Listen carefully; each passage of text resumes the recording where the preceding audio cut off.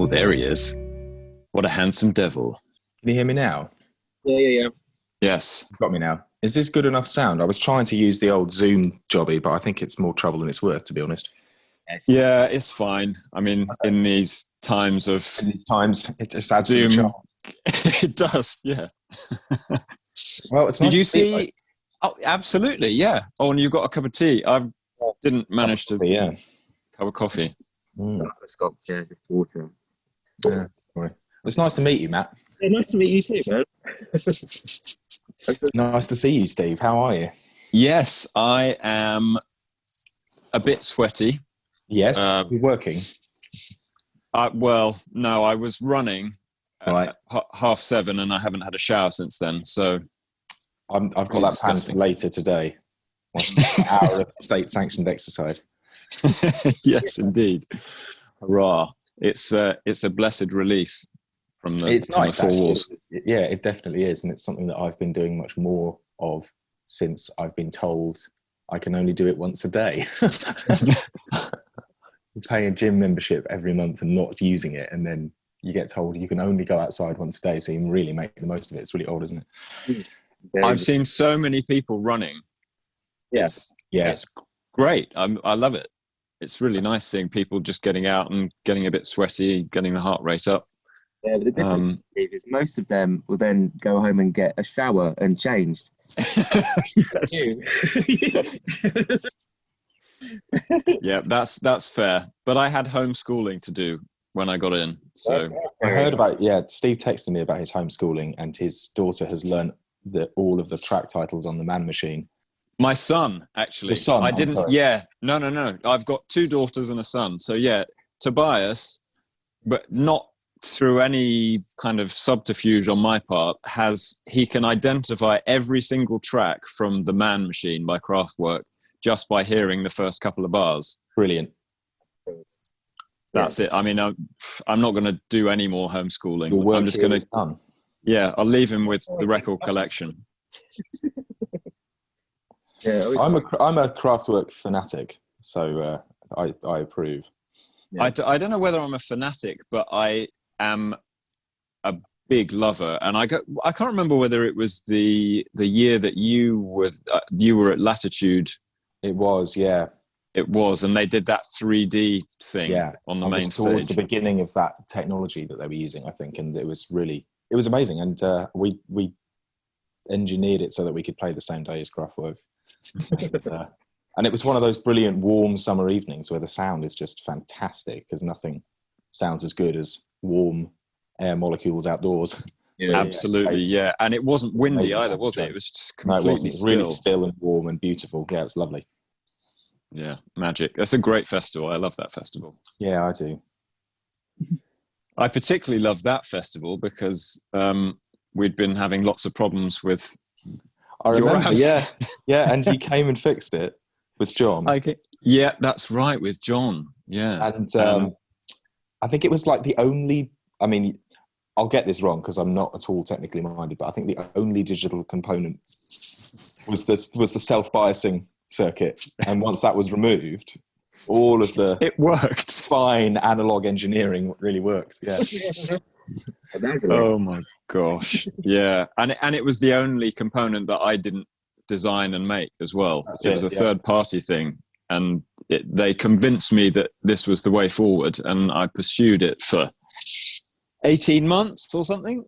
And actually, I was mercifully, I think there was some kind of divine intervention, because I sold, I think, 2 more to Kings of Leon, and both of them had that self-biasing thing in it, and they shipped them directly to Australia, and they were the only amps that they were going to have there.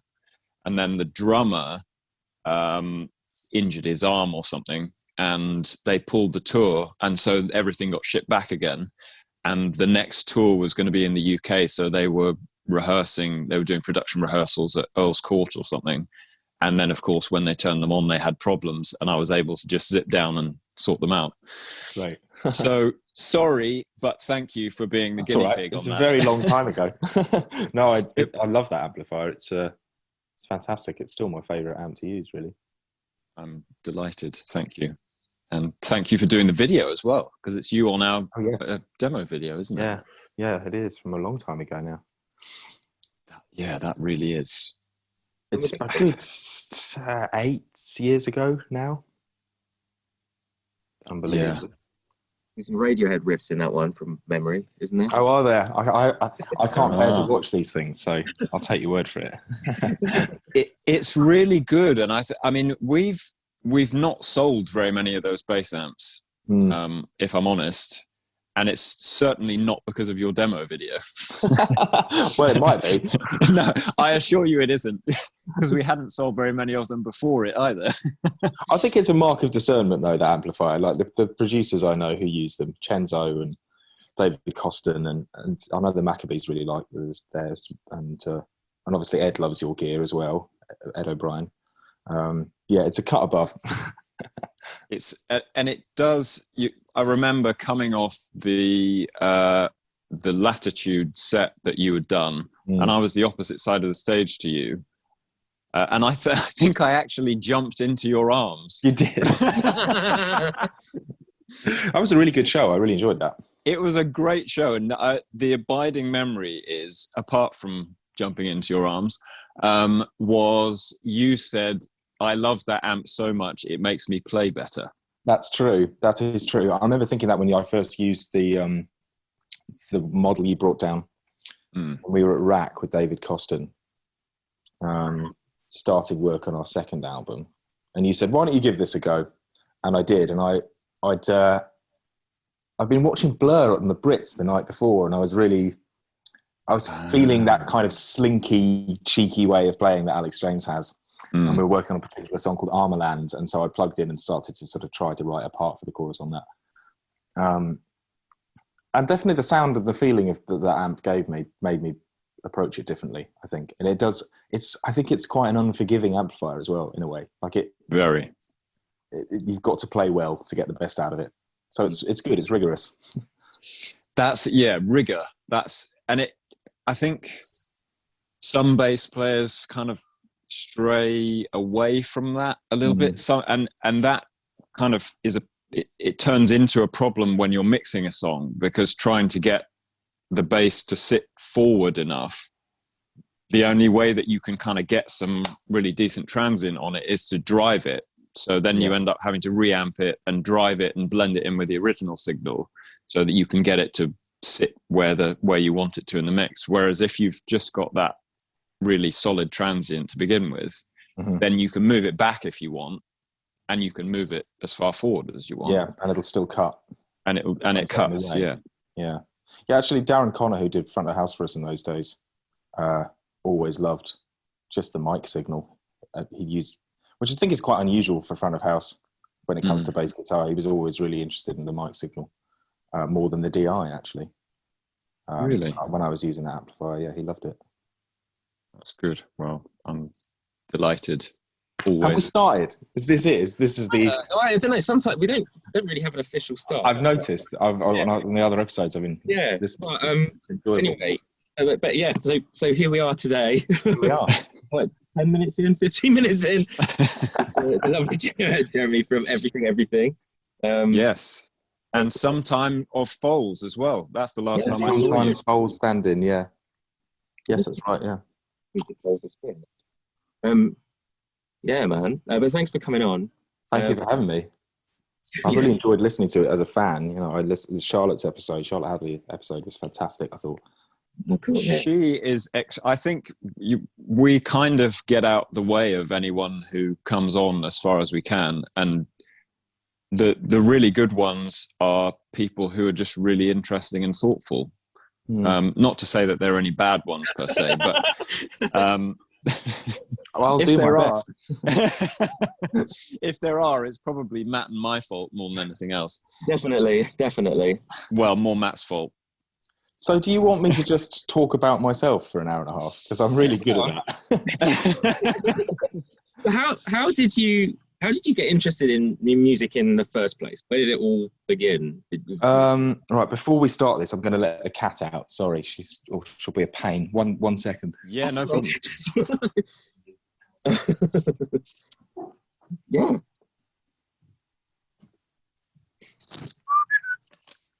Sorry about that. That's all right.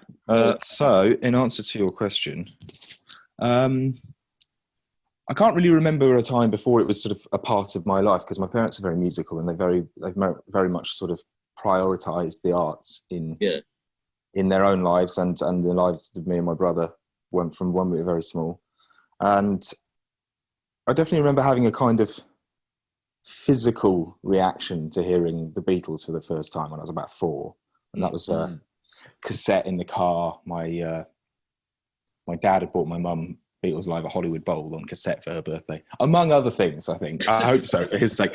I remember that being on in the car and thinking, wow. And kind of,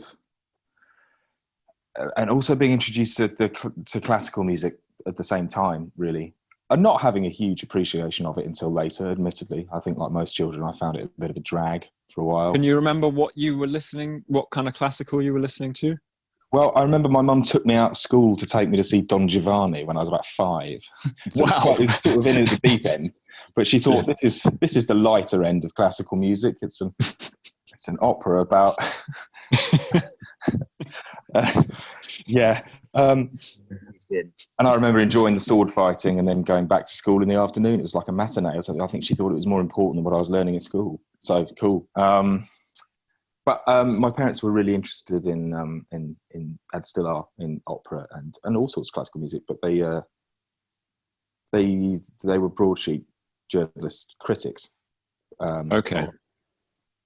Classical music and fine art and theatre and opera and all sorts. So they kind of sort of freelance career in my mum's case, and my dad worked for the Observer my whole life. That's really interesting. It's really interesting that you should say that, because it's as a kind of punter type appreciating music, you don't get into the nuts and bolts and up to your elbows in grease of the music, which you would have to if you were writing critically about performance. Absolutely. And the other thing was that as a sort of Von Trapp family thing, we were all appearing in kind of amateur productions of like Gilbert and Sullivan stuff. When I was really little, me and my little brother were in Pirates of Penzance and stuff like that when we were at primary school age. But really the sort of road to Damascus moment was when my mum bought Bad by Michael Jackson on cassette, which at this point was probably already 3 or 4 years old. And she picked me and my dad and my brother up from the swimming pool where we'd been for the afternoon, and she stuck it on in the car, and I was just completely like lost all my sight. No, I was so completely bowled over by the sort of power and the of that sound, particularly the title track and the last track, Smooth Criminal. Yeah, because. And I've tried to sort of retrofit this subsequently and thought, well, these are really driven by the bass line. And I think it was the first time that I realised how much control it has over the music, really. Yeah. But it seemed so contemporary and cool.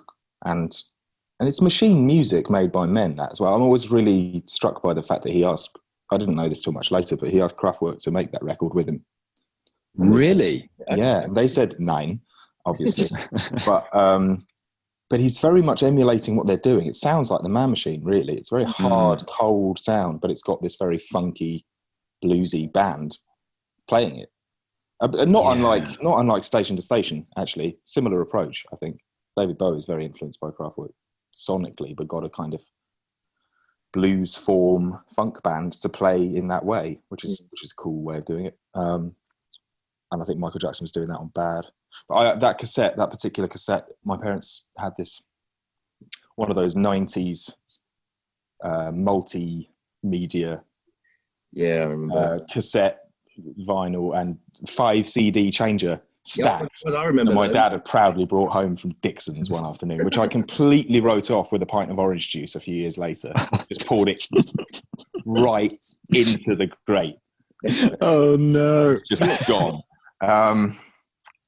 But it had one of those double cassette things in it, and it had this function whereby if you could play the other side of the tape without physically turning the cassette over. Yeah. So I'd get to the end of Bad, the title track, which is track 1, and I could press this button and it would start on the other side of the tape, which happened to be the beginning of Smooth Criminal. So I just listened to those two back to back so much that the tape itself started to sort of meld the two sides. So the two, I can still hear, when I hear either of those songs, I hear each the other song one backwards, blending into the other backwards. Exactly. Yeah, it's mad. That's sort of imprinted on my subconscious still. So yeah, I had very musical childhood, and really my dad especially is a proper musician, and could have been a professional. He's actually he plays the piano and guitar, and he played upright bass in like a bluegrass band when he was at school, and which he says he doesn't actually like bluegrass, he just wanted to play in a band. And he played in a couple of jazz bands as well, playing upright bass, but his strongest instrument was his voice, and still is, and so he still sings kind of semi-professionally now in retirement. Wow. He's a proper tenor voice, which I don't have at all, really. I have the sort of falsetto thing I'm required to do for everything, and that I grew up with via Tom York and Jeff Buckley. And I just, like every other man, I have the sort of baritone range, but having a proper tenor voice is quite a rare thing, and unfortunately I didn't inherit that. He's a proper singer. He's definitely probably the best musician in the family, and he's not made it as his living. But yeah, so I played the cello as a kid. Did you? How far did you go on? Did you do grades? I started playing the violin, and even when I was 7, lovely lady who lived over the road from us was teaching me to play the violin, and I was quite scrappy with it, and I was only about 6 or 7 at this point. It's a nice old lady called Jane Pament who told she played it like in the local symphony orchestra, and she told my parents that my hands were too big even then, and that I would get on better with playing the cello. Well, I've got massive spade hands, yeah. And I did. So I started playing the cello, and I took that quite far. I took that all the way up to sort of A-level age, really. And when I went to secondary school, I grew up in Kent, in a town called Tunbridge Wells, and I went to school the next town up towards London, confusingly called Tunbridge and spelled differently. I lived around that for a bit. Did you? Where did you live? Paddock Wood. Oh, right, yeah. My very good friend Mark lived in Paddock Wood, so I was there a lot. But yeah, you'll know Tunbridge. So I went to a school in Tunbridge called Judd, and that's one of those local educational authorities that has a kind of anomalous state but selective grammar school thing. So I went, for better or worse, I went to a selective non-fee paying boys' school, which happened to massively prioritise the arts at that time, and it built a separate music block in time for my arrival. Thank you. And so there was loads and loads and loads of extracurricular music activity at school to get involved with, and it was quite an indulgent place really when it came to music and drama, as well as being quite academically rigorous, which I wasn't really interested in, but I was really interested in the extracurricular stuff and the music and theatre stuff. And this was like mid-90s, so the pop stars on the telly are playing guitars. It's I think about it now, and I think about what sort of how unusual it was to grow up in that circumstances, because the guitar band or the indie band or whatever you want to call it is so deprioritized now in terms of the mainstream. Yeah. But this is Blur and Oasis era, and I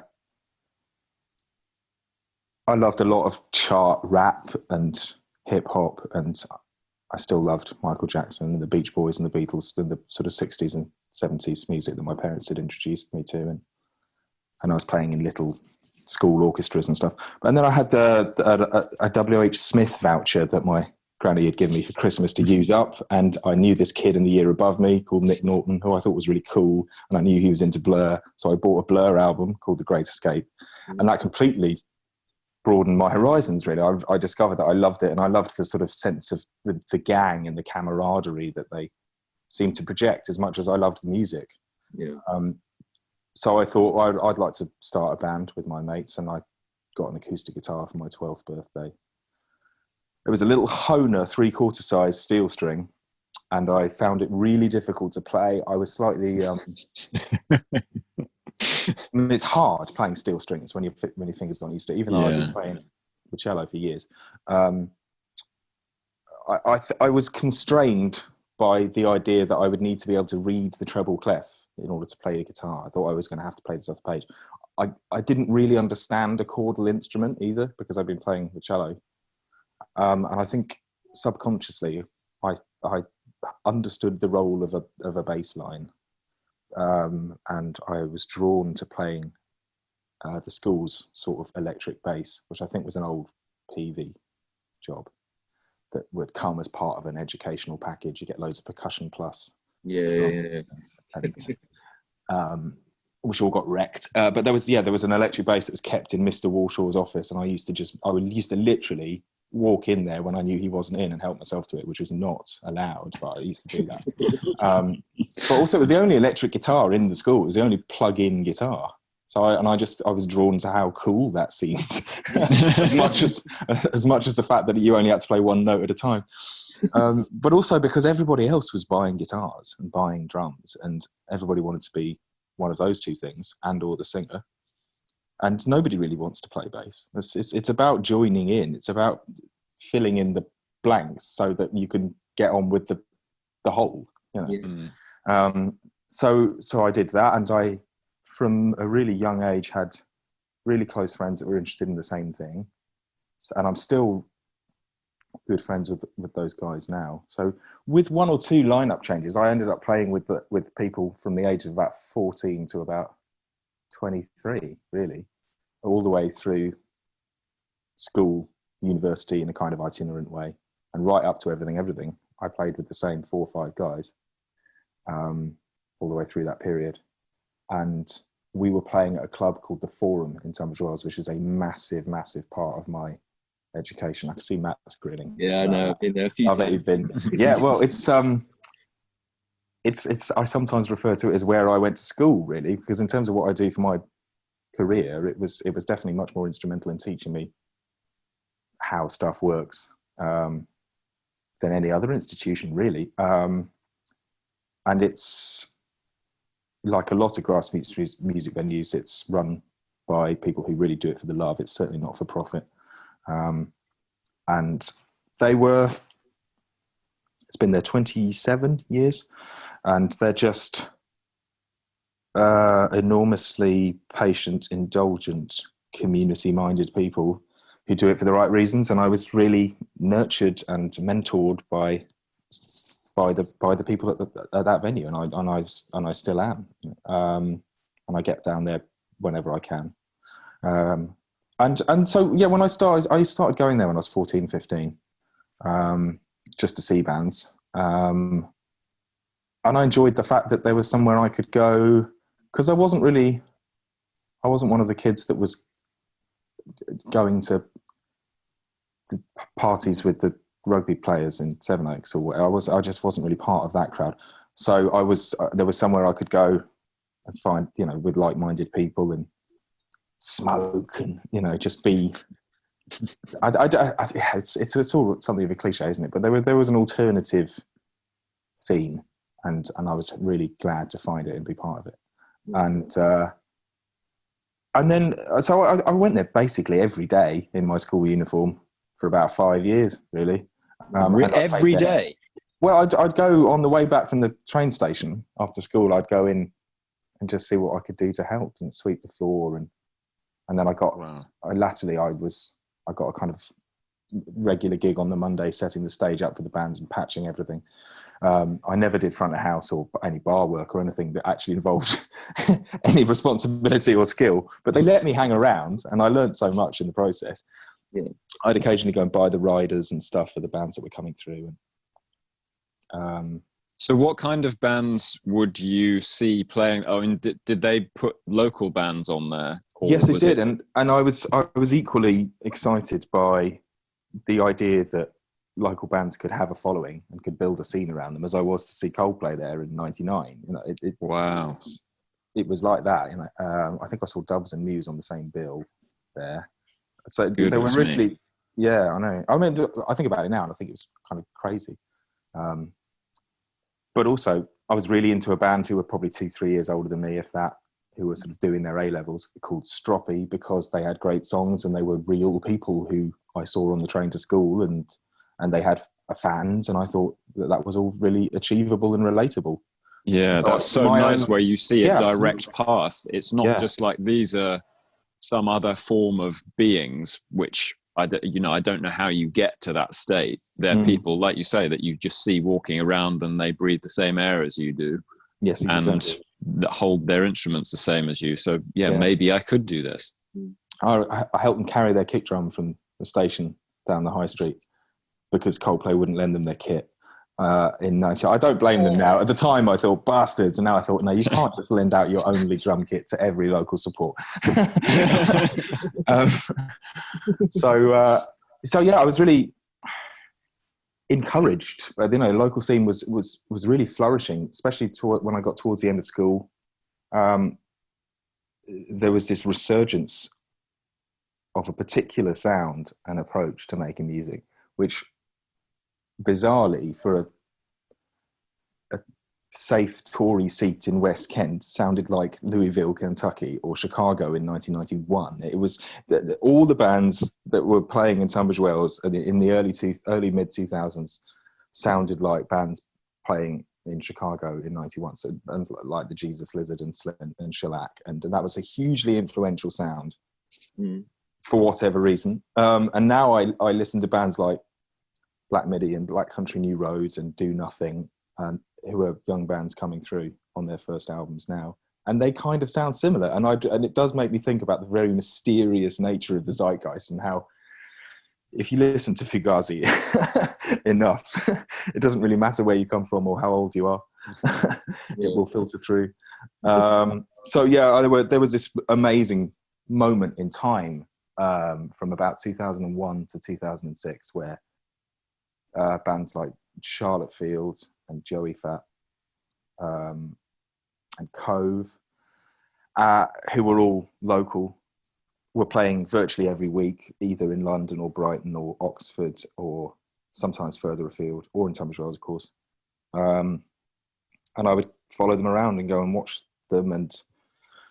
And funnily enough, at that time, Jack and Yanis from Foals were playing in a band called the Edmund Fitzgerald on a similar scene, like the Silver Rocket Club night in London. I saw them play with youth movies a few times in and around London, and they would have been 17, 18 at that time. And I didn't know them, but I knew the band, and I knew them by reputation. I knew their music because I bought compilations that they were on. So obviously years later, we all had all that in common. But so I was playing in my school band and really enjoying. Once we all left school, we decided we'd take a year out and try to pursue being in a band properly, as it were. And we were playing whatever gigs we could get in and around London, and doing little kind of cobbled together tours that lasted 2 or 3 dates in a row, and that I found that so sustaining. And it was as much about the lifestyle for me at that point as it was about the gig. It was as much about the getting wasted in the van on the way home as it was about playing the songs well. But that was always something we saved for afterwards, because we took the music really seriously, and it was pretty thankless, really. We didn't really have a following massively. We did a little bit locally. We had a little bit of label interest, and people would come to the gigs, but we were pretty clueless, really naive. We didn't really know how to make the best of any of that. Yeah. So you weren't necessarily pursuing getting a deal in inverted commas. You were just let's go and do what bands do, which is go and play lots of gigs. It was both, and I definitely thought that a deal would sort of legitimize it, and that I wouldn't have to go to university, because that was really my goal at that point. I didn't want to go to university. I was doing it out of a sort of educational conveyor belt rhythm. Once we got towards the end of 2003, and my sort of year of farting around was up, and I was sort of expected to go to university, not just by my parents, because then they weren't overbearing in any way, just because my bandmates were, and so what else was I going to do? And I had got a place at Salford at the end of my A-levels. I'd auditioned and got a place, and so September came around. I was like, well, I'm going to have to go to college because that's what everyone's doing. and I had a lot of, I was really attached to the local scene, and I really resented having to leave, really. So I moved to Salford, and it took me a few weeks to bed in, to put it mildly. I was pretty homesick. I was always trying to go back to see shows on the local scene and to hang out with the same people as well. But within those first 3 weeks, I was introduced to Jonathan Higgs, who's turned out to be quite a big part of my life. Because bless him, he'd already been there a year. He'd done foundation year because he'd done the theory exam that we all sat and did. Not that I knew him at the time, in 2002 or whatever. And his theory was rubbish by his own admission. So they'd expected him to come and do a foundation year before he started the degree course. And he'd been doing that. And he'd become kind of cynical and demoralized in that time. And so he told our mutual friend, Mike Glenister, that he wanted to start a band, but he didn't want to have to try to recruit anybody. And but he had also put up a poster around the building, and I didn't know whose it was, but there were lots of posters up saying, I want to start a band, influences are At the Drive-In, Faith No More, what have you. All of that, there was a lot of that angle, slightly funky rock music. And he'd put up this list of influences that was so engaging and wide-ranging, like Aphex Twin, yes, Arvo Pet, Radiohead, and also one of our lecturers called Joe Thomas. He put him as an influence, which I just thought was really funny. And it was the only one that caught my eye, and I didn't reply to any of that stuff because I was just too shy, really. But our mutual friend Mike Glenister, who was a great guitar player, said, I know this guy and he's got loads of great songs and he's too cynical and shy to ask anybody to join his band, but would you play bass? And I was like, yeah, of course, because that's what I'm meant to be doing here. And John gave me a CD that had 12 songs on it, and it was a CDR, and he'd written on it, the bird flu virus is on this disc. And really, that's still how he thinks and writes. So, and I took it home, and I remember putting it on and thinking that the songs were incredibly well developed and complex, and he had these brilliant backing vocal arrangements. He couldn't really sing at that stage, but he had great melodic ideas. He didn't really have a trained voice. And we started playing together in a band called Pilgrim, Please. And I really enjoyed being in that band and being useful to John's ideas. I was quite helpful, I think, in arrangement terms. And yeah, that was sort of proto everything really. We finished our degree course. We also played together in a kind of let's get this out of our system math rock 3-piece called Modern Bison. And he was playing drums and I was playing guitar, and I was just like, this is something I've always wanted to do. I've never really made this kind of music, even though I've always loved it. Let's just do it now, knock it on the head. And then we did, and we made an album which was put out by Unlabel, which was the label that was sort of instrumental in my local scene that I'd left at home. And I really want to hear that now. Yeah. Well, it's not all great. Some of it's okay. But it's funny because I listened to it now because it got re-released recently, and I listen to it now and I think there's a completely different mindset to how that music is made. It's a really slow burn. It's like the development is really incremental. It doesn't really have a pop sensibility at all. Which is why I sort of wanted to get that out of my system, really, because when we came back to everything, we'd learned a lot from that scene and that sound, and we were able to co-opt a lot of it, but we also returned to kind of pop form.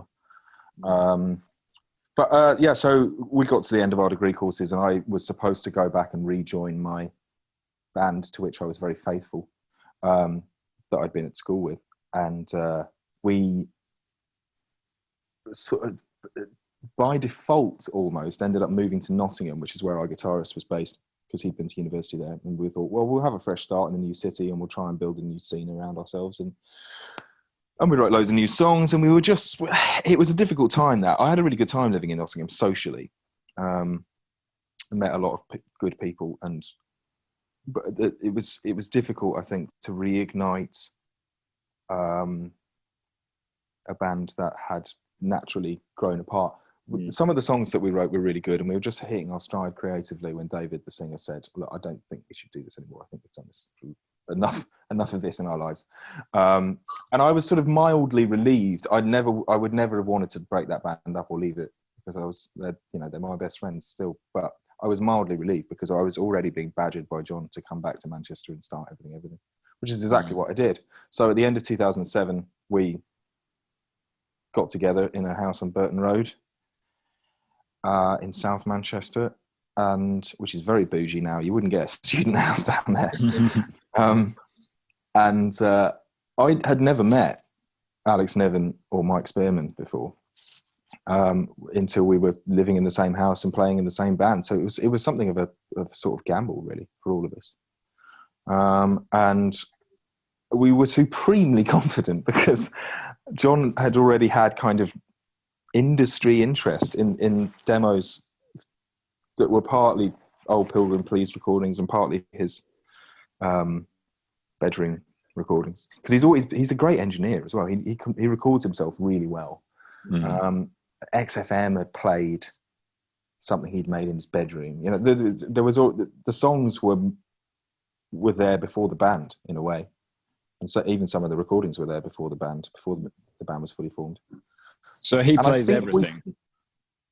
He programs a lot of stuff. Okay. He can play everything to a certain standard, but a lot of what he was doing at that point was programming. Right. And when we first started playing, we were almost reverse engineering his demos, really, working out how we could transfer what he'd made in Reason, which was the program he was using at the time, or Unreason, as he liked to call it, into a sort of live band setting. And in those days, it was very 2 guitars, bass drums, 3 vocals across the front. It was much more in thrall to Futureheads and that sound. Very short, sharp, very tight, very fast. Quite a youthful sound, really. And that was what we were hearing on the radio in the mid-2000s and enjoying. I think John always wanted to expand things sonically much beyond that, but this was the quickest way we could get ourselves into Mike's Ford Focus and drive to Sunderland and play with borrowed backline. So we did a couple of years of gigging exactly like that, and we didn't start to co-opt any electronics until a bit later. And in those couple of years, we were quite impatient. I think we thought we'd get a deal really quickly and it would all fall into place and we'd be rich and famous and that would be that. And I'm really glad, actually, that didn't happen and took us a little bit longer, because it gave us time to develop beyond a kind of band with a very small amount of fuss in the NME and similar outlets. Into something that had a sort of long-term future, and we also lost Alex Niven at that point. I think he just didn't really want to do what we were doing, which was a lot of quite thankless touring, and he was very academically minded, and I think he thought that being in a band would be a kind of chaste artistic pursuit, which a lot of it just isn't. A lot of it is just playing the same 9 songs for 2 years,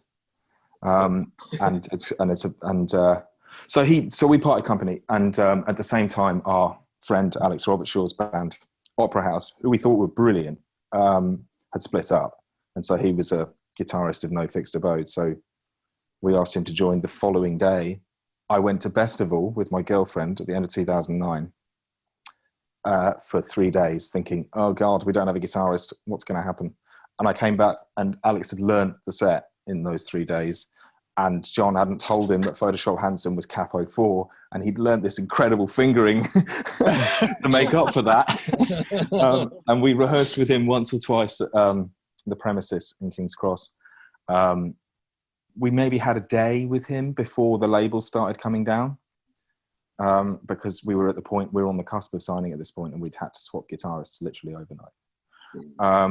And he was just such a brilliant, gifted, adept player, and he remains that. You know, he's only got better as a musician.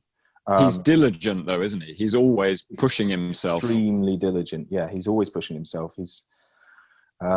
He was almost already bored of playing the guitar when he joined the band.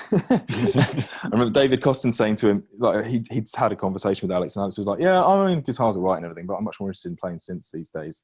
And Costin was like, "Just play guitar a bit on the record, please."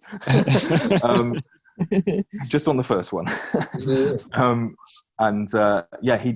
He's very forward moving, forward thinking. You know, he'd never really used a computer when he joined our band. He's so amazing as a producer and engineer now.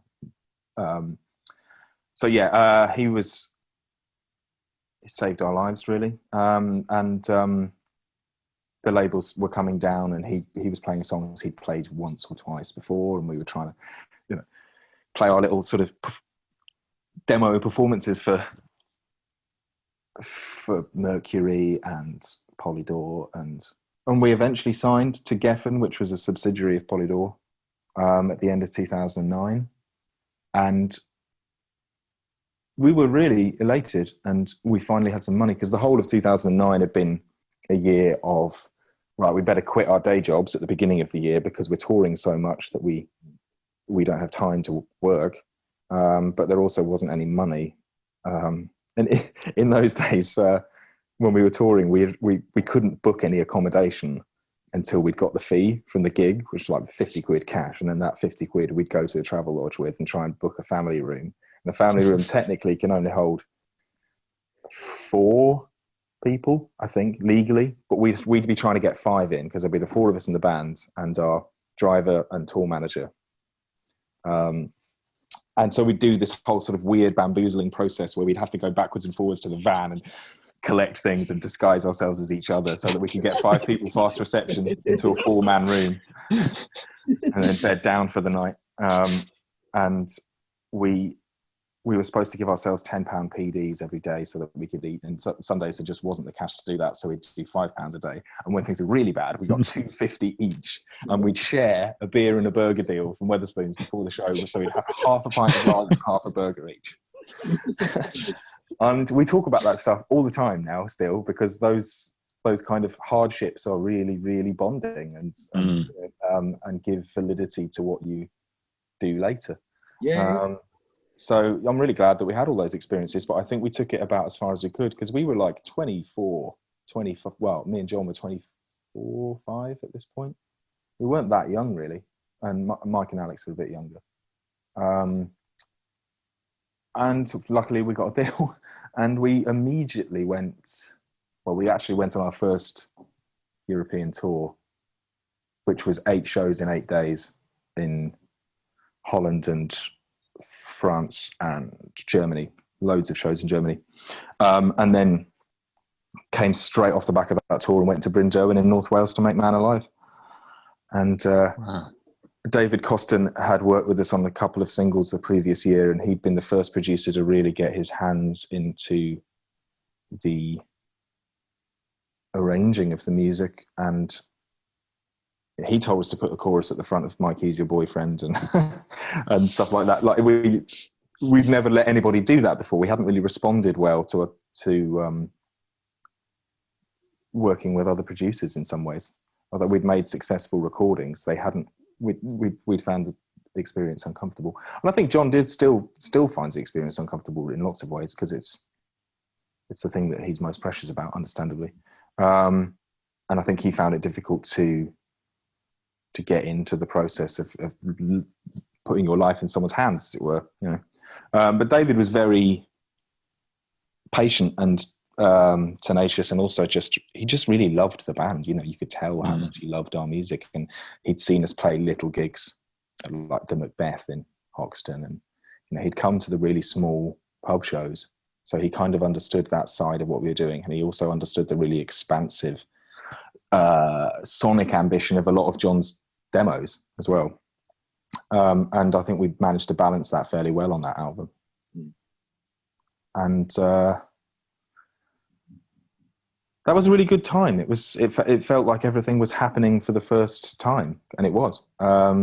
We did a summer of touring up to the release of Man Alive, which was at the end of the August in 2010, and we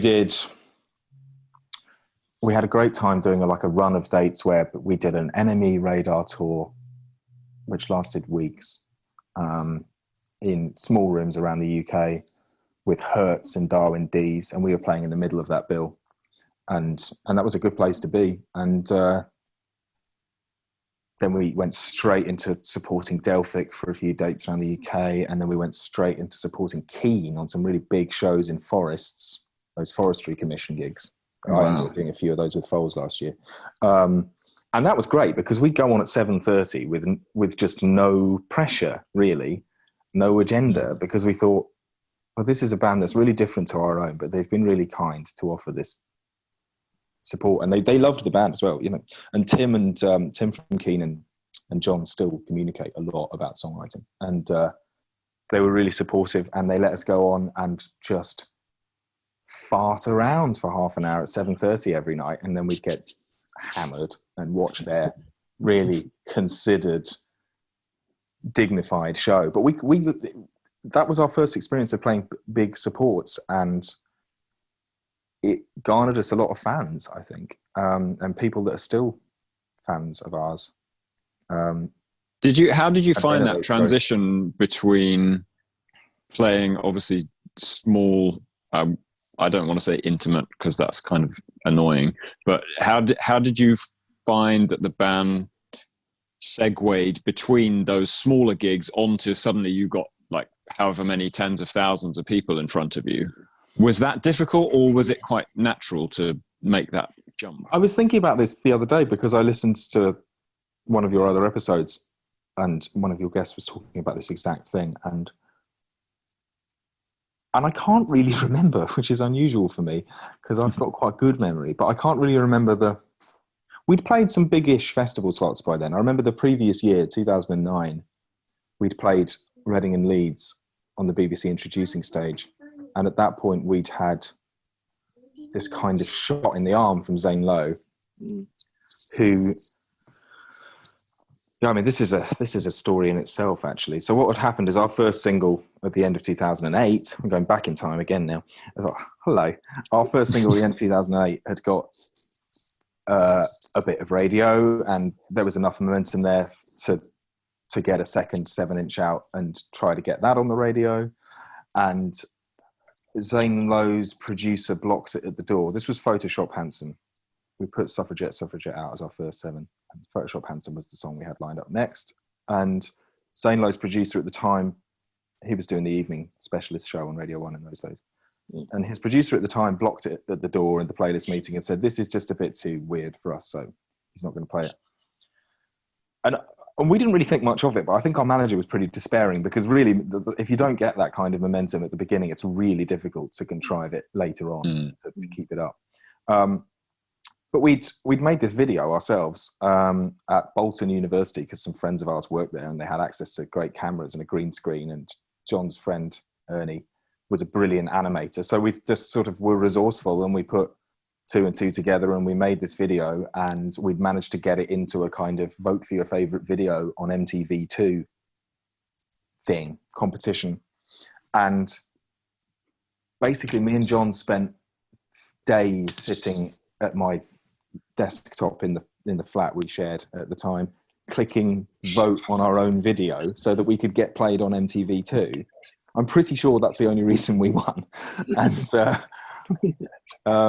Zane had been DJing somewhere, happened to see this spot play of the video late at night on MTV2 and was knocked out by it, thought it was brilliant, loved the song, played it the next day on his show, spent 5 minutes waxing lyrical about it, joined Twitter specifically to tweet about everything for the first time. His first tweet is about our band, which is really funny. And so we had this amazing sort of firework in the spring of 2009, and then that had got us some festival slots. And I remember thinking that those festival slots were the biggest shows we'd played, you know, crowds of 800 or 900. which were at that time the biggest gigs we'd done. And I suppose the following year, when we started playing more festivals, when we were in Germany or the Netherlands, or sometimes the crowds were unexpectedly big, but we felt relatively low pressure because we weren't headlining, we weren't really well known. So I don't think we were ever that daunted by the bigger crowds. When we played with Keane and that we were playing to 10,000, we also didn't feel that daunted by it because we thought, well, we haven't really got anything to lose here. Yeah. So I don't remember a time where we've been really bamboozled by the size of the crowd or anything like that. I think it does depend on us individually, because Mike still gets quite nervous before really big gigs. The high pressure stuff, like when we played Ali Pali, he was quite nervy beforehand, and he has to retrain his brain to say that he's not nervous, but he's excited, because it's the same part of your neurological makeup, apparently. Whereas I just have a pint of gin and tonic, and I'm like, yeah, we're amazing, it's going to be great. And that seems to work. So yeah, I've never really had stage fright or get nervous or anything. I'm much more nervy about when we're about to put an album out, because it'll suddenly hit me that, what if people hate it? That's what only occurs to me like the night before it comes out.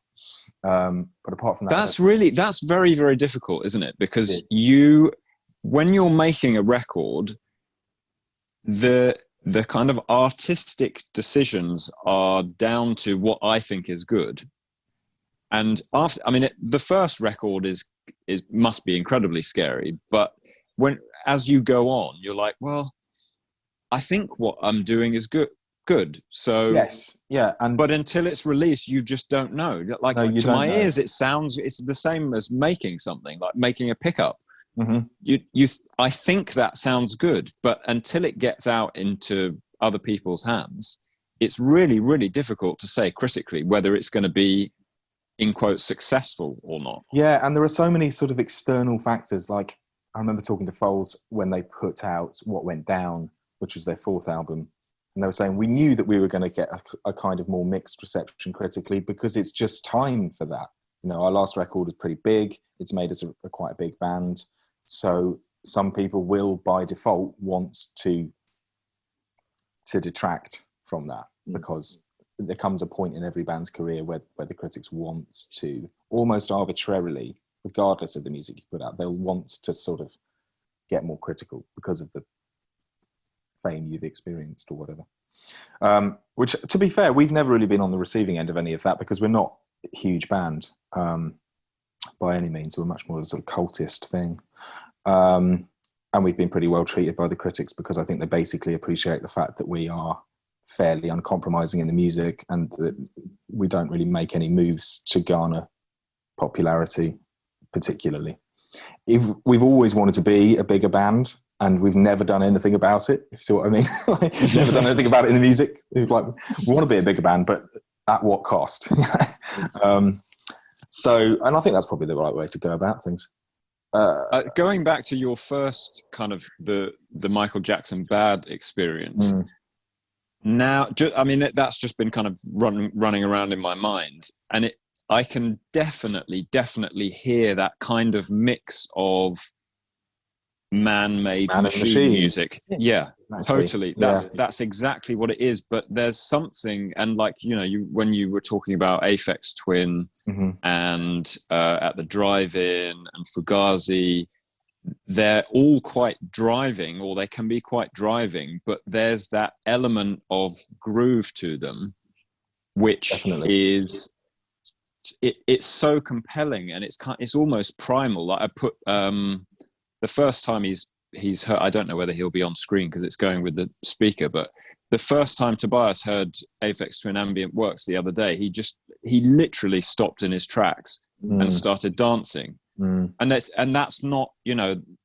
that's not nurture, that is nature. It just it connects with people in a certain way, and that certainly comes through in the music that you make. And I don't know what it is, but it's well, that's nice, thank you. It's I think Jonathan's got this amazing brain, obviously, but he's always thinking about, no pun intended, the distant past as much as he's thinking about the present and the future, and that sort of holistic view is in every line of every song, really. He's always thinking in a kind of atavistic way. And maybe that comes through in the actual music as well, and the feeling of it. I mean, that's one of the great mysteries, isn't it? It's one of the beautiful things about music, is that it's always existed. It has this control over us, as it uses part of your brain that nothing else does. It's a really extraordinary power. It's funny you should mention Aphex, actually, because I was talking to a friend who's a fanatic, and I'm a massive fan as well, recently, about a track on the Selected Ambient Works, the second of those two, the orangey cover, which is that didn't go Ambient down Works quite 2, so right? well. No, it didn't go down quite so well. With no, but it's much less dancey, isn't it? It's truly ambient. It's super minimal. But there's a song on that, I think, called Number 3. I'm not quite certain, but that has a kind of, I think the first time I heard that when I was a teenager, and we started getting into electronic music because of Kid A, and that was one of the first records that a friend of mine bought as a kind of investigatory process after Kid A came out. And the first time I heard that particular track, which I think is called Number 3, it had an instantly nostalgic quality, even though I'd never heard it before. Something about the actual timbre of the sounds used was like remembering a summer from a childhood. It's amazing what it can trigger in your brain. Music, it's a mystery, and that's a lovely thing. And actually, that leads me on to something else that, like, around the same time as we've left off in the timeline here, I think we all experienced this privately. We didn't really talk about it. It was really difficult to enjoy music at that time for us, because it all felt like market research. So I really wanted to listen to James Blake, and I really wanted to listen to Foals, and our contemporaries, but it all felt like I was comparing ourselves to that music. So I started to listen to a lot more David Bowie and Stevie Wonder and stuff that you couldn't possibly compare yourself to, because it's just not contemporary.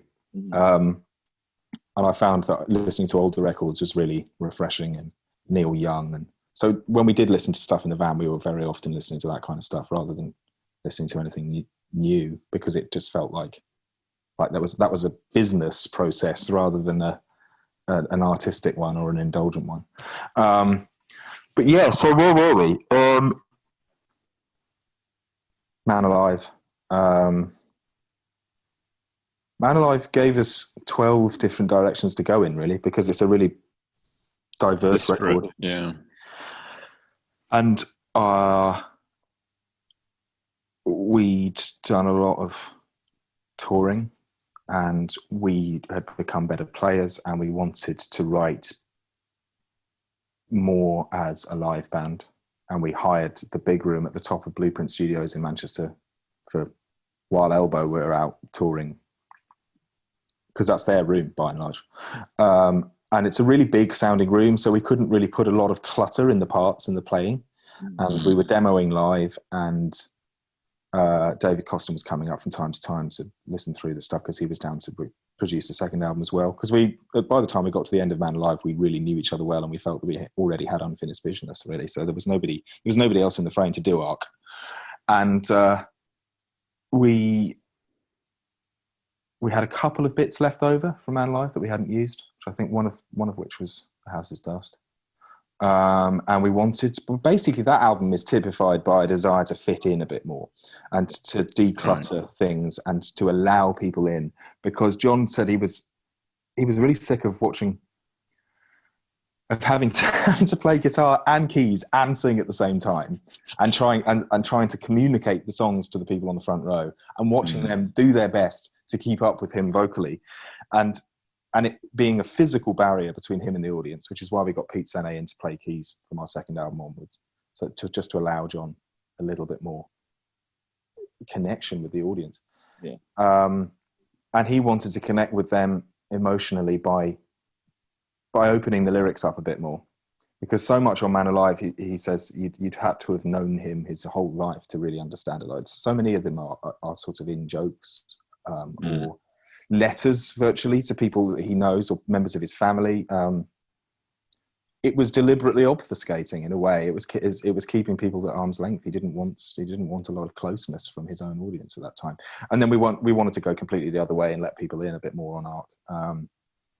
And so we wrote quite sort of grand, simpler sounding songs like Radiant and The Peaks, and that was partly down to the sound of the room that we were playing in. We had Kim Asabi by then, because we were playing Kim Asabi on Man Alive a little bit, and that was a good catalyst for us, because it was inspired by Rihanna. It was really poppy. It was big chorus. And Zane Lowe did play that one. Yes, he did. Yeah, well, he played them all in the end. But yeah, that's one of your songs I ever heard. Was Kim Asabi? Yeah. I remember I heard it, and I literally then kind of downloaded it on iTunes straight away, and it was just on repeat for ages. There's that riff in it, that yeah, and it's just so fat. It's guitar first, and then you both double up, don't you? Or is there something, or is a synth line? It's a synth line. I mostly play that song on a keyboard. There's a little bit of bass in there. Yeah. In the verse. It was one of those times when I was just like, "Fuck, this is really good." It's really, really good. And I spent quite a few days like playing that. Oh, thanks, man. That's cool. I think it's probably one of our sort of calling cards, really, that song. And it definitely bridged into the album really nicely, and we got our first top 5 album, and Cough Cough was the first single from it, which we thought was going to be a kind of the weirdos are back, but actually got loads of radio and was A-listed at Radio 1, which is just crazy to think about now. It was our only top 40 single, actually, Cough Cough. I think it was really? We were at Leeds Cockpit, and they said, "You're number 37." And we couldn't believe it. We had an actual hit. And I thought we might end up on a Now album, but we didn't. That's you really made it. Yeah. And that album was top 5, and it definitely, I think if Man Alive gave us sort of creative options, I think Arc was the album that gave us a career, really, because it really established us. I don't want to use the word, but it did establish us commercially, I suppose. It gave us sort of legitimacy. I think amongst the 4 of us, definitely not amongst the fans, but amongst the 4 of us, it's considered the poor relation, that record. And it's hard to know why, because I think John feels that he was in quite a bad place personally, and a lot of that kind of pain is present on the record, and that spoils the experience of it for him. Whereas I remember making the record in like the spring in the Oxfordshire countryside and having a really nice, calm time doing it, which also obviously colours my experience of it as well. So we have quite differing ideas. But what we did discover, because we toured so much after Arc, all the way through 2013, we toured solidly. I think we did 130 shows that year.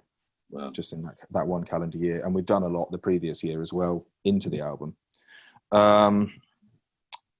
And I realised that I remember that year really fondly, because I'd been afraid that after Man Alive, it was literally our second record. So I was worried that things would just feel, oh, we're doing this again. It's back on the conveyor belt. We'd be repeating experiences, but it didn't feel like that. Everything felt like a step up. And we did loads and loads of European festivals. We'd done a arena support tour with Muse before the album came out, which I think opened a lot of stuff up for us in Europe. And we were doing better in America, and we went to Australia for the first time and discovered that we were really popular there, and played an amazing show at Splendour and some side shows in Sydney and Melbourne. And we were doing a lot of stuff for the first time, which I hadn't really expected on a second album. I thought it might just feel like repetitive. And then we got to the end of that year, and there had been some fractious moments for all of us during the touring of that album, because it's like that, we were younger men, and it's quite a pressure cooker environment, and but we were still very tight, and we wanted to hit the ground running. We'd had 6 great weeks right at the end of the year, where we'd done a 3-week UK tour of our own, second UK headline tour on that album, really trying to capitalise, I suppose, and then gone straight over the channel on the bus to join Foals for 3 weeks in Europe, which was just great fun. And that's when we really got to know each other very, very well, and found that they were kindred spirits, really. And we really enjoyed being together. And we had all this kind of confidence coming out off the back of ARC, and thought, okay, well, we'll book a studio in Wales for 5 days at the end of 2013 before we all take some time off for Christmas and New Year. And we'll just get some ideas down, and there'll be nobody else. It'll just be the four of us, and we'll cook for ourselves, and we'll bring loads of beers, and we'll have a nice time. And we did that for 5 days, and we got absolutely nothing out of it. And me and Mike had a huge row at the end of it. And it was just, I think it was really an expression of just how ragged we'd become from touring that whole year. Even though I remember it really fondly, I think actually everyone was knackered, and we didn't really realise because we were still young enough to have all the sort of drive and bravado. But I think we've been pretty wrung out. And on tour, obviously, you have the adrenaline every night, and that can kind of be a flywheel to keep you going. Yeah. But then when you're hunkered down in a studio together, you don't have that. No. Yeah, that's gone. And so you're just rare nerve ends. Yeah, exactly. And we were sort of trying to replicate the feeling of being away by sort of opening a beer at 5 o'clock and just keeping going till 2 a.m. and jamming, but not really getting very much done. And then we got to the end of 2013 and sort of had some time to take stock, got back into our little rehearsal room together, and we're just staring at the blank whiteboard for a really long time, all the way through 2014. And it took us a very long time to hit our stride to write and play well that year. And it was the first time where I completely lost confidence in myself and in the band, really. As we were writing Get to Heaven. And that was it was quite a brutalizing experience for all of us. And we weren't always getting on that well. And I remember halfway through that year having to have a word with myself and saying, you can't just keep objecting to everything. We're not going to get anything done. You have to step back and let people do what they want when they're confident. So I did that, and that was a learning curve in itself. And we got a really great album out of it. Because Get to Heaven, I think, is one of our sort of lightning rod records. It brought a lot of people into what we do. And the problem for me at that point, and I think for Mike as well, to some extent, was that it had been such a rough ride making that record that by the time it was finished and it came out, I really couldn't bond with the baby after the difficult birth. And I genuinely didn't know if we'd made a good record or not. And I loved a lot of things about it, but I felt that I hadn't been that useful to the process, and that it was quite demoralizing. And it was only when we started to tour that album and I could see how much it meant to people, and we were playing every single song from that album live every night, which is a rare thing for any band, that I started to think, oh, we've done something really good here, and it's really meaningful, and I should have known that all along, and I shouldn't have spoiled the experience for myself, really. Because this is the other thing I meant to say about ARC is that by the end of touring our second record, ARC, we realised that we were playing more songs from Man Alive than we were from the current album, because they seemed to work better in that environment. And a lot of stuff on ARC is quite sort of headphonesy, more downbeat, mellow, and I think we got kind of sick of that mode. And so when we started Get to Heaven, one of the first things that Alex had written for it was Warm Healer, which is the final track. Really early on, while we were still touring ARC, supporting Foals, and he'd written this in a French city called Nancy, which was the name of the demo for ages. And we said, this is going to be the final track, and this is the low bar. We're not going to go below this point of energy, because we've done enough of that on the previous record. So we wanted everything to be kind of hard and fast and lively, and for it to work really well in the live arena. And it did, to the extent that we played all 11 songs from that album every night while we were touring it. And it did. There was none of that. There's one of the weird phenomenons about being a live band is that people want to hear the record before the one you're promoting, for whatever reason. But that was one of those rare confluences whereby the current album was the one that people were also most keen on. And I don't think that happens a lot in the career of any band, really.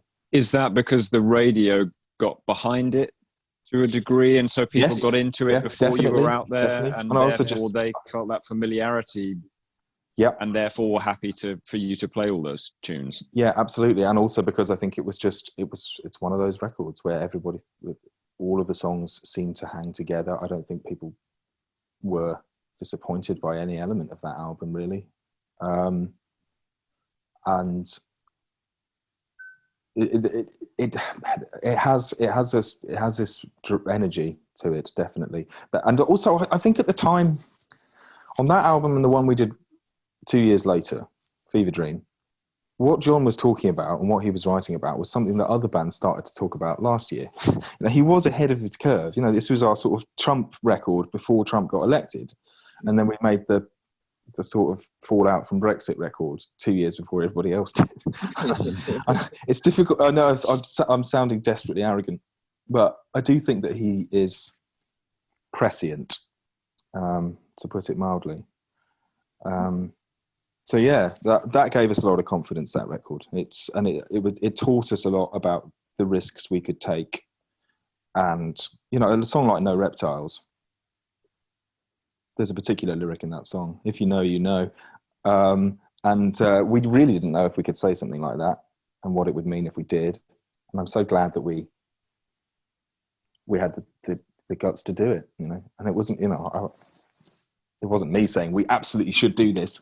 And far from it, I was saying I was worried about it, it's something that people always mention about our band is that lyric and that song. And that song, when we play it live, No Reptiles, it accesses something that the other songs don't. It stands alone in that respect. It's going to be hard to ever close a show with something else. I think it's funny to get to a point in your career when you think, well, this is probably going to close the gig forever. Or at least a part of it, if not the encore, then the main set or something, and we haven't always done that. Sometimes we'll close festival shows with Distant Past because it's a party time, but it feels very, very, very significant, really, that song. And that was one of the songs that John had demoed, and we didn't rehearse because we were like, well, there's really nothing we can really add to this. This is pretty fantastic. And so we built it up in the studio, and my own contribution to that song was actually to edit it, was to take out one round of the repeat at the end and say, this is the one we can afford to lose. This is the one where there's no development. And apart from that, I played a little bit of bass on it, and Mike played. I think Mike's credit on that song is hi-hat and piano. There's a piano bass line in the verse that we did try to get him to do that. And then live, of course, he actually plays the whole dung dung dung on the SPDS, which underpins the whole thing. He's effectively playing bass in that song.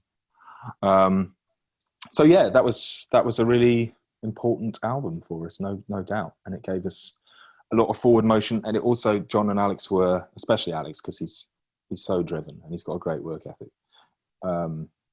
knew that we couldn't afford the kind of slump to let the skill set die while we were touring again. So all the way through Get to Heaven, he continued to write, and we were listening to demos in the dressing room all the way through 2015 and 16 for what would come a Fever Dream, which was a really, really enjoyable record to make. I was kind of determined to enjoy myself more and to worry less after Get to Heaven. And James Ford was on board to do it, and I'd always wanted to work with him since before there was even a band. When John and I were watching MTV one night, and we saw Brian Storm by the Arctic Monkeys, which James had produced, and John was like, "Wow, who's recorded this? Let's just get that guy." so 10 years later, we did.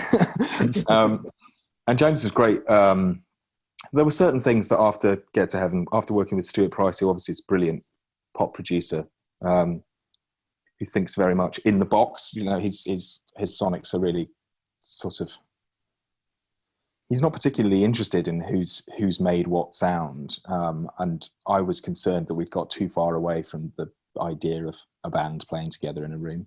I don't know how much that actually matters when you're listening to a record. You just enjoy it, don't you?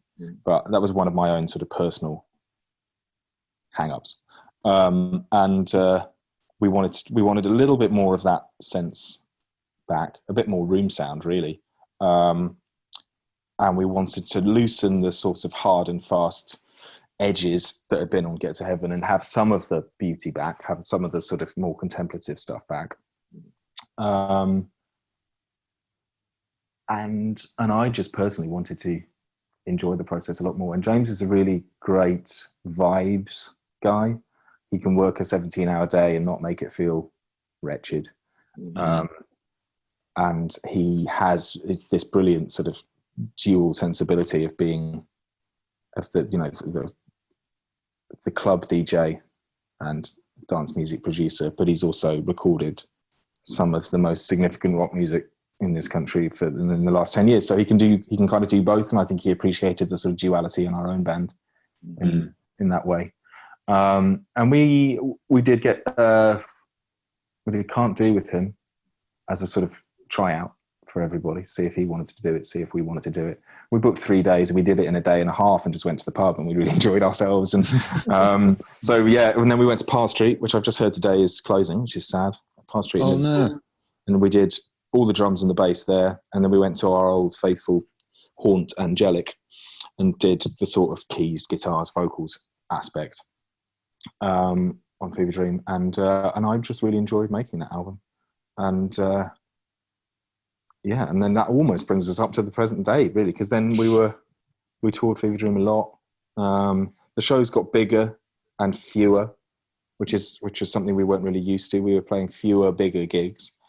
And how did that kind of manifest itself in your feelings about playing the gigs? Did that, because you had your pint of gin and tonic, but like Mike, I think you said he was struggling with big, high pressure gigs, and obviously he wasn't struggling exactly. Have. He's just he's the only one of us, I think, that gets noticeably nervy, and he doesn't let it. It doesn't really manifest. I mean, he's a brilliant player, and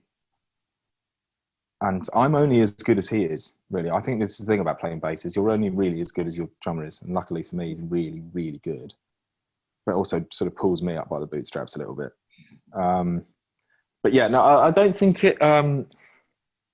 What it did feel like was that there was so much good. Every time a new record comes out, we realise how much latent goodwill there is for the band. It's because the music is still doing its thing in the background, in between albums, and that's always really encouraging. When we played our biggest ever headline show, which was Alexandra Palace in London, March 2018, and that really did feel like the sort of capitulation of something, really. Like it everything had led up to that point, and we had 10,000 people in the room, and it was like a festival atmosphere. And we were playing a lot of the newer stuff, and we were playing a lot of Get to Heaven, and we only wanted to play one thing from Man Alive because we deliberately wanted to sort of distance ourselves a little bit from that period in our career. Not that we're in any way ashamed of that record, it's just that I think there'll be the time to revisit it in more depth. So we played QWERTY Finger only, I think, on that tour, which is a really uncompromising moment for Man Alive, and bits and pieces from Ark as well. But mostly it was the most recent 2 records, and we found that it was great to be a band that wasn't expected to play loads of older stuff, really. And we got a Mercury nomination on Man Alive, and we got a Mercury nomination on A Fever Dream, and it did feel that those 4 albums had been kind of bookended by that thing. I mean, it matters to us. It's not the be all and end all, of course, but it's one of the things we grew up kind of enthralled to. So it was nice to get that nomination, and it did feel like at that point we could kind of turn the page, because we'd made those 4 records. They were all a conversation amongst themselves, really. Almost the biggest influence on each album had been the one before, because we learned what we did and didn't enjoy about the process, or didn't enjoy about the music in the long term.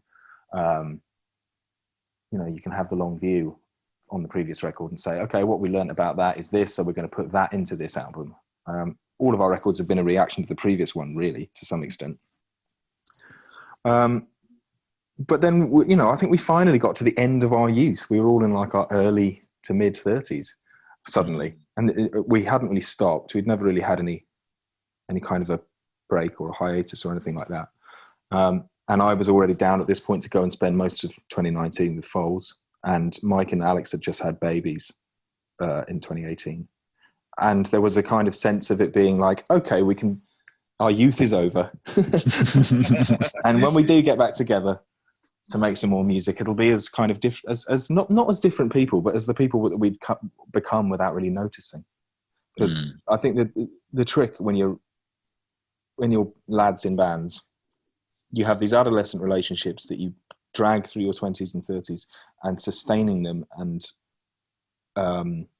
enjoying how they diversify rather than letting it divide you is the trick, really. That's the only way that bands stay together, is harnessing the diversity to the good, and not letting it be divisive. So that was something I'd become more conscious of, really. And I think we've enjoyed kind of relaxing a bit. I think I have. Relaxing by going on tour with Foals. Yeah, sort of. I mean, you joke, and obviously it was not relaxed. I had an amazing time, and everything they say about that band is true. You know, of course it is. They love a party, and so do I. And we had a great time, and I really enjoyed playing that music. It was, it's pretty different to what everything does, and I really enjoyed having a sort of extra. It really kept me on my toes. There's no anything could happen basically with Foals. That's the great thing. You have to listen and watch and just be ready to adapt the music as you go. And that's a really great discipline, because I hadn't really played like that for over 10 years, because with everything we'd always been like, this is the beginning and the middle and the end, and these are the arrangements we play live, and that's that. And that's also great. And you know, that's very much my own sensibility, and I really like the fact that we are quite faithful to the recordings when we play live, because we put so much effort into the recordings. Why wouldn't we want to replicate them live? Obviously, Alex and I talk about this a lot, because he always wants to pull away from the part he's recorded, and he does, you know. So I think there are there's a range in which you can move away from what you've set in stone, but it doesn't tend to expand to actual changes in structure. With the form is going to stay the same. The form is going to stay the same, yeah, and we might diversify the parts, or we might repeat one bit because we wish we had on the record, which is what happened with Distant Past. Which is, why didn't we do a double chorus at the end? why did we make it a radio edit at source? So we doubled it up a bit at the end, just to have a bit more fun. But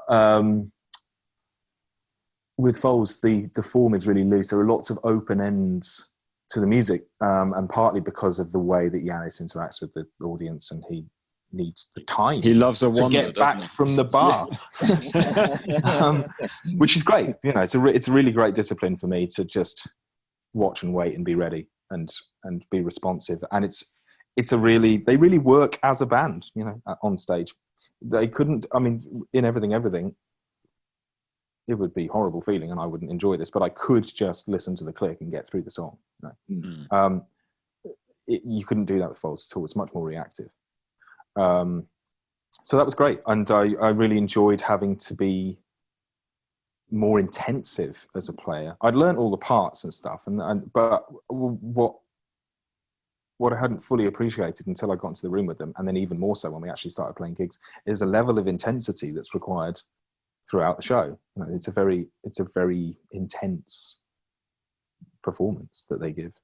And I used to watch Walter before he left the band, Walter Jervis, who's the original bass player, and think it was unusual how much up-picking he does. And then as soon as I started playing with him, I found myself doing the same thing, because it's actually the more aggressive treble first sound. It's the attack is that much quicker.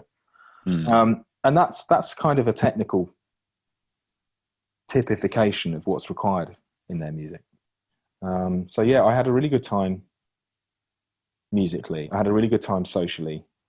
But I also was able to get some perspective for the first time in my career, really, on everything, and look back on what we'd done with real pride, and realize that having been a peripheral part of a different ecosystem, just how precious and volatile any band is, really. The set of personalities and the unusual set of mutually exclusive circumstances whereby you're all friends, but you're all business partners and you're co-creators, and you've been friends since you were children, but now you're adults and you're doing this sort of youthful thing as adults. You know, it's a really strange set of circumstances. We've always struggled to explain to our friends what it's like to be in a band, because there isn't really an equivalency. And so to go out with Foals and to see how they operate as a group of people and as a band who had been together since being kids. Exactly. They've been together, I think, a couple of years longer than everything, but we're basically the same age, and we're the same. You know, John said that after our first show with them in France in 2013, he said, we're the same people in the same world, which I thought was very interesting way of putting it, really. I mean, he's right, we are. You know, they are kindred spirits, and we've always enjoyed our time with them, and I particularly enjoyed it, obviously. And it gave me some confidence as well, I suppose. I felt useful to the operation, and I felt like I was playing well, and that I had a particular skill set, which was singing high and playing the low notes. That actually was kind of unusual. That was nice. It was really interesting to see Foals with you versus Foals with Wally, because it does feel really different. It's hard for me to know that, of course, but it feels not bad, good, or anything. It's just it feels like you're playing in the band. It's not like you've just slotted in and you're playing Wally's thing, because you're not. You're playing like you do, and it sort of brings an element of everything. I know that's kind of obvious now that those words have come out of my mouth, but do you know what I mean? There's I do know what you mean. I don't know if I'll ever be able to sort of understand or experience that. I mean, I thought Walter is the bass player in that band. He is brilliant. He is excellent. He was so useful to them as a sort of balancing personality as well amongst the five of them. And so the four guys that remain have had to kind of fill in for that aspect of themselves personally and socially. I think it's brought out the best in all of them, really. I think in lots of ways. But yeah, musically he was really intensive as a player, and that was the thing that I had to learn, really, and also to work hand in hand with Jack. I mean, I've always loved being part of the drum kit as a bass player. I think that's something I love, and it's all the more literal with Foals. I mean, I'm right back there. You're right next to him. Right next to him. I'm watching his feet and his hands as much as I can, and I mean, he's steering from the back the whole time, so you've got to adhere to that, but also contribute and keep the pace up and all that. So to come back to everything after doing that was great, because I felt a certain amount of confidence. I also felt incredibly lucky to have the three guys that I work with, because they'd worked so hard in my absence, and they hadn't really broken stride. They hadn't really had a break. John and Alex had been writing every week at his place in Shrewsbury, and John had been writing on his own, and Mike had been working on, because he'd had a baby daughter and he was not really able to hit his drums in the shed very often, but he'd have his baby on one hip and his drum machine on the other, and he was programming ideas and sending them over, and I was basically able to walk back into some quite well-developed songs. It was a very cushy position to be in, which have formed what will be our fifth album. I can talk about this now because it's not coming out till June. So we haven't announced it yet. As of today, we haven't announced it yet. But by the time this goes out, it will be our fifth album, and it's called Reanimator. And we're really proud of it. And I think that it is... Reanimator is not insignificant as a title. I mean, it comes from a lyric in one of the songs, but there is a sense of revitalization, I think. Yeah. And I do think that it's different to what we've done before. But if you wanted to link it to anything, I think the sort of range is a kind of akin to Man Alive, actually. In as much as it's... Well, I don't know if it has the same sort of diversity as Man Alive, because I think it also has a lot of the sort of through line commonality that Get to Heaven had. Basically, it feels to me like an important album for us. I think it's going to be one of the lightning rod records. Yeah. Like Man Alive was and like Get to Heaven was. And it's not, do you think because of where it's coming in the trajectory / career of the band, it's less specifically reacting to the previous record, and it's more, and also because you've had the distance of a year perhaps, or you particularly have had the distance of a year away from the whole context of the band, yes, to just have a more kind of 30,000 feet view of your career and all of the songs that you've made and what's worked and what hasn't, and also it's had a chance to kind of percolate in your consciousness. Exactly that. Yeah, all of that. And also it will be our longest gap between records. I think it'll be just shy of 3 years by the time it comes out. And a lot happens in that time, and I think we've all kind of mellowed and matured as people. We're so much more respectful and of each other and appreciative of each other's contribution, I think, these days. Not that we weren't before, but we're just a bit more fucking grown up. Thank God. And now I'm talking about myself as much as anybody, of course. And working with John Congleton was great because he just kept us moving, really, and he wouldn't let us listen back to the takes, and he wouldn't let us over tighten things. And Mike and I tracked together, which we have rarely done. We did virtually the whole album that way, and we'd do 4 takes, and he'd be like, "Yep, you got it," and we're like, "Oh, really? We've only been in here 20 minutes. Should we have a listen through what you think is the best take, and then we'll do some comping?" And he's like, "Nope. If we listen for problems, we're going to find them. So if something catches your ear while we're working on the guitar, then we'll fix it. But if not, we just keep moving forward." I've got the take. I'll do some comping. And that was really good for us because we left our own devices. We can really stew on stuff for days on end. And we had done that in the demoing process, and that had been pretty rigorous. We're always quite well prepared before we go into the studio. We kind of know what we want out of the songs and the arrangements and the sonics as well. How long were you in the studio on this one? Oh, well, 2 weeks. This is the amazing thing. We normally track over the course of 4 or 5 weeks.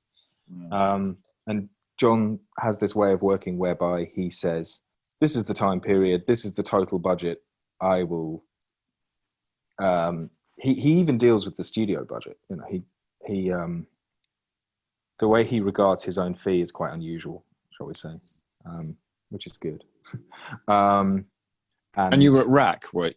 We were at Rack for 2 weeks, and obviously before this, John and Alex had been so diligent throughout the year. There had been a lot of recording already, of course, because the demos formed the basis of the studio recordings. A lot of that was kept when it came to things like soft synths. So we were really only recording drums, bass. Well, we were recording everything really, but we didn't record a huge amount of keys. I played a little bit of keys. Mike did some piano stuff. There wasn't as much.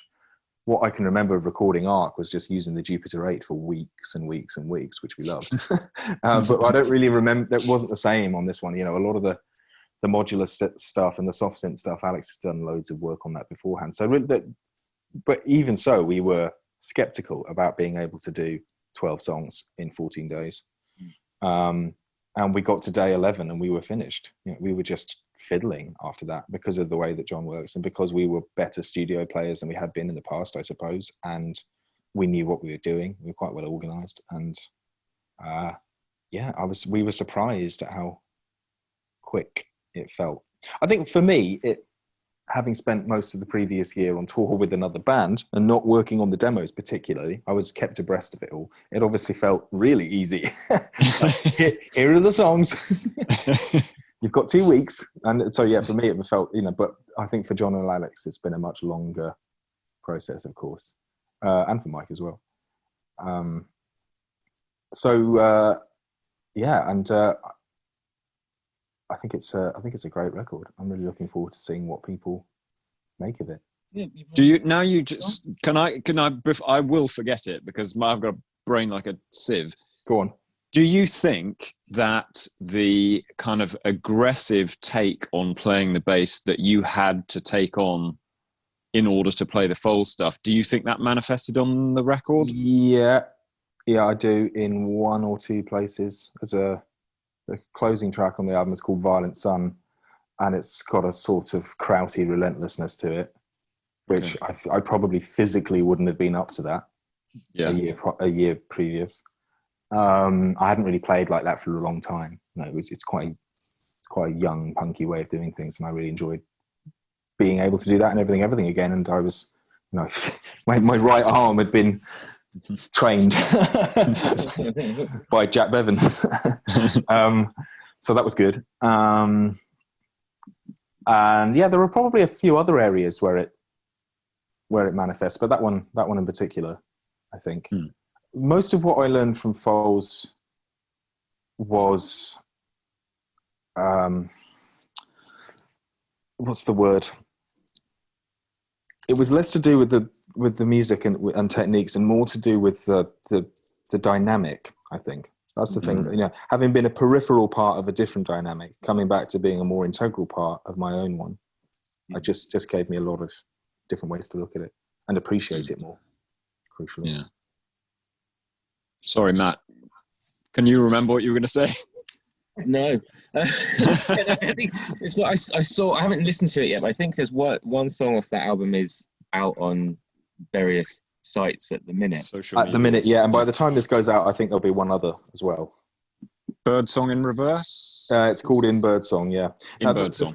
That song was not at all slated as a single. In fact, I would hesitate to call it a single now, partly because I don't really know what that means in this day and age, because music is just out there and that's it. Whether it's a single track or from an album or what have you. It doesn't really have any meaning for us anymore. What is and isn't a single. But because of the coronavirus situation, the song we had lined up as our kind of big radio return became kind of anathema. We just couldn't do it because it had a particularly contentious lyric, and we just didn't want to feel that we were being opportunistic or crass, or so we changed tack and we put this song out that actually celebrates the kind of atavistic experience of listening to birds, as we have done for millennia, and it's something that people talk about in this situation. We're locked down, and lots of really basic fundamental things about human experience have become important to us again, and hearing fewer vehicles and having less human interference, and there are no planes in the sky at the moment, and all of this has brought nature to the fore, and we're appreciating it all the more, and we happen to have this song that seemed to reflect that, so we thought, well, we should put that, this should be our first look to return with. And as soon as we kind of hammered that out, Jonathan started thinking about the video, because this is another story of our career, really, is that he happens to be a really gifted filmmaker. And we've made a lot of the videos ourselves, almost all of them, actually. The vast majority have been directed and made by him in some way. And he had this new 3D modeling software that he wanted to learn for ages, and discovered that lockdown was the perfect way to sort of to do this. And this is typical of his. And Alex is like this as well. They have that brain, they have the dedication and the tendency, and they can just do it. And I'm so completely incapable of that sort of thing myself. I'm looking at this red jazz bass on the other side of the room now, and I pick it up every day and I play a few notes on it, and then I'm immediately bored of my own company. The only thing I want to do is play with other people. So I'm being kind of robbed of that experience at the moment. as we all are, of course. But really, that's my attraction to music and playing in bands and playing music is being with other people and the feeling of playing with other people. And hi, this is Alexia. Hi, Alexia. How are you? Good. Good. So yes, Jeremy, you know him. So yeah, I massively admire John and Alex, especially for having the dedication to still be able to learn stuff new, because I haven't learned anything since I was about 21. So he had this 3D modeling software that he wanted to use, and it seemed to lend itself really well to the sonics of the song. The kind of Alex had this theory about Euclidean rhythm that he'd kind of fed that into his modular synth. I barely understand it, but that basically is what underpins the song. Right. And I think it sonically reflects the sound of Birdsong. And John had happened upon this bicameral mind theory, which was posited by a 70s neuroscientist called Julian Jaynes, who had suggested that the two sides of the human brain now that we have, the left and the right, were at one point completely separate, but that messages were passed from one to the other, and they were thought to be the divine, in our sorts of more basic incarnations of human life millennia ago. Before the two sides of the brain melded, one spoke to the other, and that was, you literally heard voices in your head and you thought it was a god. And he was so struck by this theory. It's pretty out there, but he was so struck by this theory, and of course, being the person he is, he thought, how can I put that in a pop song? And in Birdsong is the result of that. Really, it's trying to imagine what it is to be self-aware for the first time. So yeah, that's ended up being our sort of inadvertent return for LP5. Yeah, I look forward to hearing it. Thank you. Yeah, well, by the time this goes out, another track will have come out, and that's a much more typically everything party tune. Right. And the record is pretty lively, really. It's full of colour. That's something that we kept talking about a lot. It's really colourful. I think Get to Heaven was a really colourful record, and this is the same, really. Yeah. So what remains to be seen is if we have any opportunity to tour it. Yeah. And if we do, I don't know if it'll be this calendar year or what, but it has forced us to be resourceful and to have ingenuity in a way that kind of reminds me of when we would be told, oh, you've got to make a video for this single, this 7-inch is coming out, you need to make a video in the next 48 hours, you've got no pounds, what can you do? And we would make it happen, because the poverty of options was the thing that defined the signature to what we eventually produced. So having these strange set of circumstances whereby we can't get together has meant we've somehow had to produce like press photos and videos and even performances as best we can. And it does give it all a certain signature. That's in the In Birdsong video. So what we basically did to populate that video was to take hundreds of photographs of our set in one and send them to John so that he could kind of literally reanimate them in this 3D software. And we took pictures of like our family and friends. We got them to send photos of Jonathan. So all the people that you see in the video are friends and family. And it's one of the ways that we've had to sort of not take advantage, but had to respond to this unprecedented situation. But unfortunately that can't extend to touring or to mass gatherings like playing Alexandra Palace or anywhere. So what remains to be seen is how and when that returns.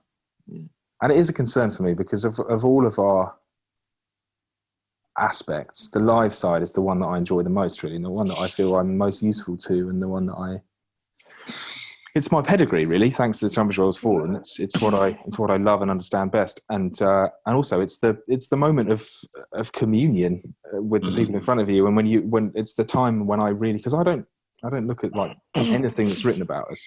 I don't look at what people say in comment sections or anything like that. Not because it's negative necessarily, but because I find it somehow distorting to look to see what we do reflected through that prism, refracted through that prism is somehow. I find it so uncomfortable somehow. And oddly, the fact that my parents are both, to some extent, although they've never written about pop music, music critics, has meant that I've wanted to distance I really love the music press. I really love criticism. I think it's a really important part of the arts. I think it's definitely part of what we do. The others don't really see it like that. But because I want to maintain my respect for it, I don't read anything that's written about us because it slightly skews that a bit. So for me, the moment where you understand what the music means to people and whether or not it's been successful in its touching of people is when is the moment where you see them reacting to it in real time. Yeah, exactly. And that's a special thing, and it's a rare thing, and I spoke to Ed O'Brien about this years ago, and he said an amazing thing. He said, "Gig is ceremony," which I thought was such a nice sentence and sentiment. And it's true. It is. There is a ceremonial aspect to it. There's, and that's good. It's good to have ritual and ceremony in your life. In secular times, we still have to find ways to communicate with the sublime, and that's what does it for me. So I think I am going to suffer a little bit not having that feeling, really. Well, I think in this time where we're not able to be proximate, it's shown people who maybe have not ever thought about that fact before that we thrive on that. Being able to be together. Physically together is actually a big part of being a human being. And when you're restricted from doing that, it's kind of insidious, but it eventually it kind of eats away at you and kind of changes you in strange ways if you're not very careful about how you process that experience. Yeah, absolutely. And that's, I think we're going to learn about that quite soon, really. But the other aspect is that I work with a charity called the Music Venue Trust, and which was set up in part by the guys that set up the Tunbridge Wells Forum. And they asked me to be a patron 5-6 years ago, and I've become a trustee since. I'm sort of part of the charity, and I sit on, I sort of represent the artist, as it were, at the table for them. And it is a British charity that exists to protect the status and the existence of the grassroots music venue circuit in the UK. So typically small, independently owned gigs that are run on a shoestring that will literally depend on the bar take to open up the next day. And this situation is terrible for grassroots music venues, and I really worry about how the network will recover. I think it's totally possible, but there needs to be a lot more government support for recognising its worth. I mean, economically, there's an argument. Certainly, socially, there's an argument. Even more so. Culturally, there's an enormous argument, because we can't expect to continue to have British headliners at international festivals if we're taking away the training grounds. And we benefited enormously from it. I personally benefited enormously from it. We could lose 80% of the network, and that'd be absolutely dire situation. Over 500 venues are in crisis financially at the moment around the UK, and so I'm doing what I can to help that situation out. And I think that there's going to have to be... We're all encouraged when we go to the supermarket at the moment. We're encouraged to be kind and patient. And I think the music industry is going to have to be the same. I think a lot of the sorts of... the ferocious competition for festival slots and avails and all of that stuff is going to have to become a little bit less aggressive to allow the sector to recover. It's an important thing, definitely. I really feel bad for artists that would have had their first big summer of momentum like we did in 2010. and it would have been 2020 for them, and they won't recover, they won't get that back. You know, they can't capitalize, for want of a better word, capitalize on the goodwill that's out there. You know, you've had your first few radio plays, great, go out and do some gigs, play some festivals, connect with people. They can't do that at the moment. That's really sad, I think. I feel quite lucky not to be 10 years younger at the moment. And live streaming is great and it reaches lots of people, but as we've just discussed, it doesn't do it in the same way. For, you know, no, it doesn't do it in the same way. And having kind of experimented with this stuff ourselves, I mean, it was fine. We played the songs. I enjoyed it, and I hope other people enjoy hearing them in that way. But it was quite demoralising, really, to not be in the same room as the others. I just found that kind of sad. I definitely prefer playing with the guys. But that's fine. You know, it's good to recognise that. It's good to be grateful for it, for when it can and does return. Yeah, playing in a band is a wonderful thing. It is, yeah. It's a totally mad way to live your life. It really is. I love it. Wouldn't have it any other way. That's cool. Well, it looks like actually we're coming up to the time of. Oh God, it's 1 o'clock. Is that us? Yeah. So I've been talking for 2 hours. Sorry, I didn't realise. It doesn't feel like 2 hours though. No, which is like it really doesn't. Hours. Which is no, it's been magical listening to it, man. Oh, thank you so much. I really enjoyed myself. Thank you for having me. Yeah, it's been an absolute pleasure. And yeah, you can't wait to hear the new album. That's going to be. Thank you. Maybe it'll be out in August at some point, rather than just on screens. Yeah, absolutely. Yeah, well, when we're able to do that again, then we can hopefully meet at a gig. That'd be nice, wouldn't it? Remember gigs? That would be great. Yeah. Great. Well, thank you so much for having me, guys. I hope you have a good day. Yeah. I look forward to hearing when it comes out. Yeah. Steve, get in touch about as and when, and we'll talk about that as well. Yeah. Perfect. Great. Thank you so much, guys. Lots of love.